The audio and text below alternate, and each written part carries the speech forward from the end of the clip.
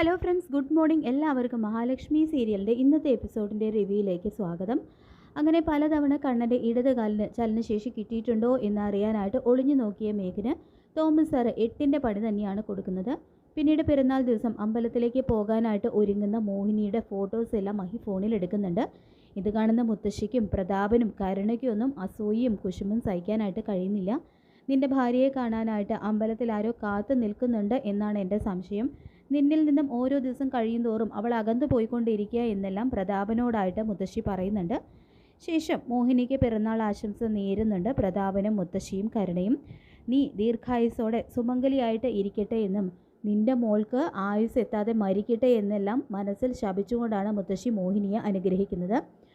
തുടർന്ന് ഞങ്ങളിനി നിന്നോടും മോളോടും യുദ്ധത്തിനൊന്നും ഇല്ല എന്നെല്ലാം പ്രതാപം പറയുമ്പോൾ നിങ്ങളിങ്ങനെ പറയുന്നതെല്ലാം സൂക്ഷിക്കണമെന്നും വിഷം ഉള്ളിൽ വെച്ച് ചിരിക്കുകയായിരിക്കും നിങ്ങളെന്നും മഹി നല്ല മറുപടി തന്നെ അവർക്ക് കൊടുക്കുന്നുണ്ട്. പിന്നീട് അമ്പലത്തിലെത്താണ് മഹാലക്ഷ്മിയും മോഹിനിയും. തുടർന്ന് ദേവിയുടെ മുന്നിൽ നിന്നും മനസ്സുരുക്കി പ്രാർത്ഥിച്ചുകൊണ്ട് മഹാലക്ഷ്മി പറയുന്നുണ്ട്, ഇന്നലെ പൗർണമി ദിവസം എന്തൊക്കെയോ അത്ഭുതങ്ങൾ നടന്നതായിട്ട് അനുഭവപ്പെടുന്നു. കണ്ണേട്ടൻ എത്രയും പെട്ടെന്ന് എഴുന്നേറ്റ് നടക്കുന്നത് ഞങ്ങൾക്കൊക്കെ കാണാൻ കഴിയണേ. എല്ലാ ആപത്തുകളിൽ നിന്നും കണ്ണേട്ടനെ രക്ഷിക്കണേ ദേവി. ആ അമ്മ പ്രവചിച്ചതുപോലെ എനിക്കും കണ്ണേട്ടനും കുഞ്ഞുങ്ങൾ ജനിക്കണേ.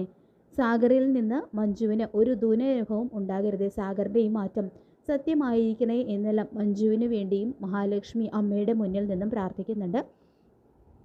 ഇതേസമയം മോഹിനിയാണെങ്കിലും അടുത്ത പിറന്നാളിന് മോളുടെ ഒരു കുഞ്ഞിനെ മടിയിലിരുത്തി ലാളിക്കാനുള്ള ഭാഗ്യം ഉണ്ടാകണേ ദേവി. മാത്രമല്ല കരുണ മോൾക്ക് അവളുടെ ചേച്ചിയോടുള്ള ദേഷ്യവും വെറുപ്പും എല്ലാം അവസാനിക്കണേ എന്നും ദേവിയുടെ മുന്നിൽ നിന്നും മോഹിനിയും മനസ്സൊരുക്കി പ്രാർത്ഥിക്കുന്നുണ്ട്. പിന്നീട് മഹാലക്ഷ്മി മോഹിനിയോടായിട്ട് പറയുന്നുണ്ട്, എന്താണെന്ന് അറിയില്ല അമ്മേ, കണ്ണേട്ടൻ്റെ കാര്യത്തിൽ എന്തെങ്കിലും ഒരു അത്ഭുതം നടന്നു കാണുമെന്ന് മനസ്സ് പറയുന്നു.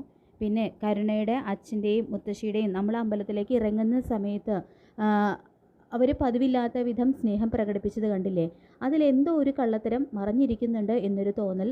അന്ന് ഞാൻ കണ്ണേട്ടനെ പിരിഞ്ഞ് വീട്ടിൽ വന്ന് നിന്നപ്പോൾ അവർ ഇതുപോലെ സ്നേഹം കാണിച്ചിരുന്നു. അറക്കാൻ കൊണ്ടുപോകുന്ന മൃഗത്തിനോട് കാണിക്കുന്ന സ്നേഹം പോലെ എന്നെല്ലാം മഹാലക്ഷ്മി പറയുമ്പോൾ അങ്ങനെ എന്തെങ്കിലും അവർ മനസ്സിൽ കണ്ടിട്ടുണ്ടെങ്കിൽ അവർക്ക് അതിനുള്ള തിരിച്ചടി കിട്ടുമോളെ എന്ന് മോഹിനി പറയുന്നുണ്ട് കേട്ടോ മഹാലക്ഷ്മിയോട്. പിന്നീട് കാണിക്കുന്നത് അഗസ്ത്യകൂടത്തിൽ നമ്മുടെ കണ്ണനും മാർക്കോയും അനന്തും ഒക്കെ നല്ല ഉറക്കത്തിലാണ്.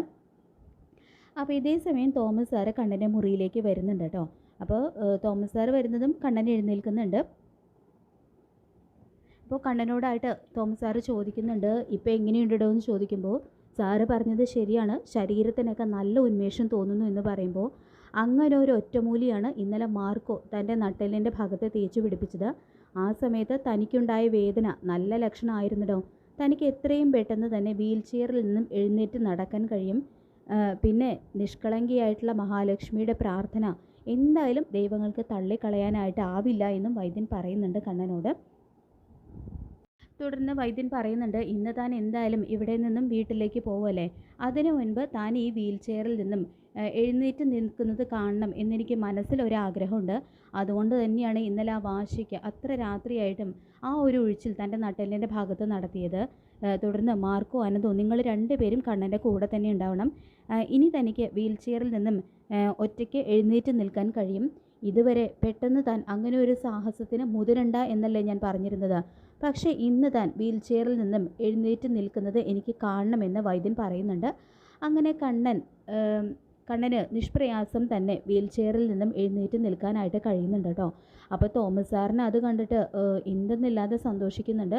അപ്പോൾ തോമസ് സാറ് പറയുന്നുണ്ട്, എൻ്റെ ചികിത്സ വിജയം കണ്ടിടോ. ഞാൻ ഇത്ര മനസ്സിരുത്തി ഒരു കേസ് ചികിത്സ അറ്റൻഡ് ചെയ്യുന്നത് തൻ്റെ കാര്യത്തിലാണ്. ഇനി താൻ തനിയെ നടന്നു തുടങ്ങും. അതിന് ഇനി അധികം കാത്തിരിക്കേണ്ടി വരില്ലടോ. അടുത്ത തവണത്തെ ട്രീറ്റ്മെൻറ്റോടുകൂടി തനിക്കതിന് കഴിയുമെന്നും വൈദ്യൻ പറയുന്നുണ്ട് കേട്ടോ. പക്ഷേ അങ്ങനെ കണ്ണൻ വീൽ ചെയറിൽ നിന്നും എഴുന്നേറ്റ് നിൽക്കുന്നതെല്ലാം നമ്മുടെ സാഗർ അവിടെ നിന്ന് കാണുന്നുണ്ട്. അപ്പോൾ സാഗറിനെ കാണുന്നതും കണ്ണൻ നീരസത്തോടു കൂടി നോക്കുന്നുണ്ട് കേട്ടോ. സാഗറിനാണെങ്കിലും കണ്ണൻ്റെ അത്ഭുതകരമായിട്ടുള്ള മാറ്റം എന്തെന്നില്ലാത്ത സന്തോഷം തന്നെയാണ് നൽകുന്നത്. തുടർന്ന് സാഗറിൻ്റെ അടുത്ത് ചെന്നിട്ട് തോമസ് വൈദ്യൻ പറയുന്നുണ്ട്, സാഗറെ, കണ്ണന് വന്നിട്ടുള്ള ഈ മാറ്റം പുറത്ത് ആരും അറിയാനായിട്ട് പാടില്ല. കണ്ണനെയും മഹാലക്ഷ്മിയെയും ഇല്ലാതാക്കാനായിട്ട് അവസരം കാത്തിരിക്കുന്നവരാണ് അവരുടെ ബന്ധുക്കൾ. ഇതെങ്ങാനും അവരറിഞ്ഞു കഴിഞ്ഞാൽ പിന്നെ ചെയ്തതിനൊന്നും ഒരു ഫലവും ഉണ്ടാവില്ല. എന്നെല്ലാം പറയുമ്പോൾ സാറിന് എന്നെ വിശ്വസിക്കാം. ഞാൻ കാരണം ഇതാരും അറിയില്ല. കണ്ണൻ സാറിൻ്റെ ഈ മാറ്റത്തിൽ സന്തോഷിക്കുന്നവരുടെ കൂട്ടത്തിൽ ഞാനും ഉണ്ട്. അതെന്നെങ്കിലും സാറിൻ്റെ മനസ്സിലാകും, അതെനിക്ക് ഉറപ്പുണ്ട് എന്നും സാഗർ പറയുന്നുണ്ട് തോമസ് സാറിനോട്.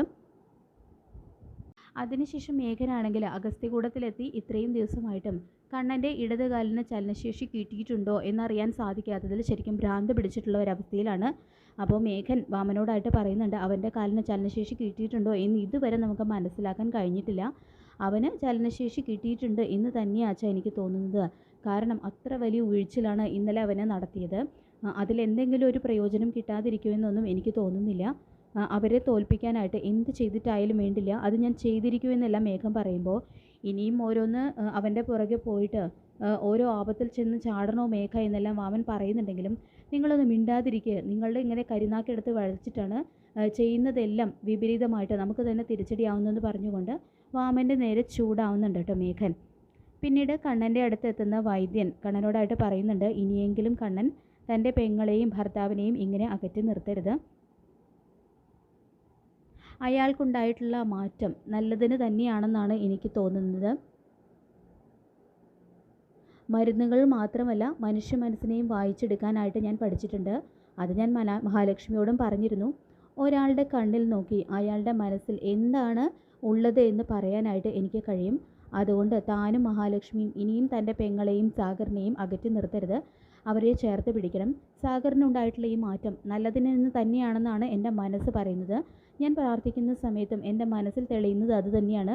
തെറ്റുകൾ പറ്റാത്ത മനുഷ്യരില്ലല്ലോ കണ്ണാ, അതെല്ലാം ക്ഷമിക്കുകയും പൊറുക്കാനായിട്ടുള്ള മനസ്സ് നമുക്ക് കാണിക്കണമെന്നെല്ലാം വൈദ്യൻ സാഗറിന് വേണ്ടിയിട്ട് കണ്ണനോട് പറയുന്നുണ്ട്.